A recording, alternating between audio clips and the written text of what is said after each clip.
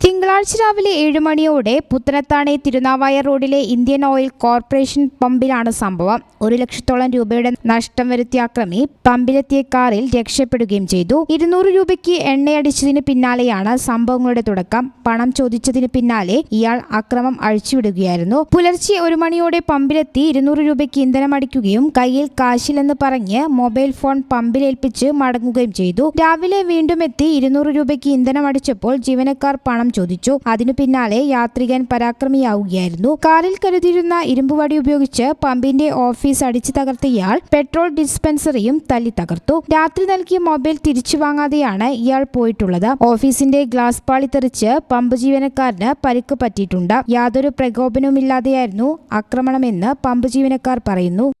മൊത്തം 1 ലക്ഷം രൂപയുടെ നഷ്ടമാണ് പമ്പിലുണ്ടായത്. പമ്പ് മാനേജറുടെ പരാതി പ്രകാരം കൽപ്പകഞ്ചേരി പോലീസ് കേസെടുത്തിട്ടുണ്ട്. News bureau, Puthanathani. Qatar golden diamonds, Calicut road, Valanchery.